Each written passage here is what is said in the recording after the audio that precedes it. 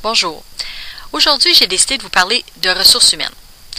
Parce que, comme vous savez, à la ville de Magog, on a quand même plus de 200 employés. C'est une belle PME. Et quand on est arrivé en poste, il y a 4 ans, on a pris conscience de l'ampleur de la situation, c'est-à-dire que 49% de notre fonction publique va prendre sa retraite dans les 10 prochaines années. Aussi, on est devant un défi important parce que les municipalités, on nécessite de plus en plus de compétences, les besoins sont grandissants. Par exemple, pour illustrer ou pour caricaturer, dans le temps, quand on parlait de municipalité, on parlait de ramasser les poubelles puis de s'occuper des chemins. Mais aujourd'hui, on est dans tellement de secteurs d'activité, que ce soit les loisirs, la culture, le développement économique, que ça change énormément le profil des employés qu'on a besoin à la municipalité. Également, on le sait, il va y avoir une rareté de main-d'œuvre. Le défi de main-d'œuvre touche également les municipalités. Et nous, on veut attirer les meilleurs talents à Magog. Toutes les municipalités veulent attirer les meilleurs talents, mais nous aussi, on veut attirer les meilleurs talents, puis notre qualité de vie nous aide beaucoup dans ce sens-là. Alors, il s'est fait au cours des 2 dernières années un travail colossal pour adresser ces questions-là, et j'aimerais souligner le travail extraordinaire du directeur général dans ce dossier-là, parce que quand il est arrivé en poste, il y avait un processus d'organisation déjà entamé, donc il fallait qu'il s'occupe de terminer la réorganisation.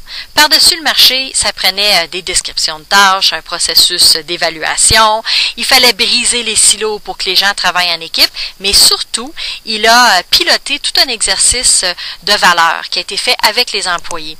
Et c'est très important cet exercice-là parce que c'est pas le conseil municipal ou l'équipe de direction qui a dicté des valeurs, c'est les employés qui ont, en équipe de travail, défini nos valeurs organisationnelles. Donc, ils les ont choisies, ils les ont définies, puis ont même associé à ces valeurs-là les comportements souhaités. Donc, on a franchi des pas intéressants au niveau de nos ressources humaines. Il y a eu aussi un travail au niveau de notre équipe de communication, parce que aussi, il faut dire que physiquement, les employés municipaux sont répartis en plusieurs bâtiments. Donc, ça facilite pas quand on essaie de faire des travails d'équipe. On a mis en place un système d'intranet. Donc, à l'intérieur des employés municipaux peuvent communiquer entre eux. Et ça, c'est une initiative intéressante. Également, on souligne régulièrement les bons coups des différents départements. Donc, il y a plein d'initiatives comme ça qui sont en cours actuellement. Ce travail-là, ce que ça va permettre, entre autres, c'est évidemment plus d'efficacité, ça c'est sûr, un meilleur service aux clients par le fait même, et éventuellement, nos équipes vont même pouvoir faire une déclaration de service.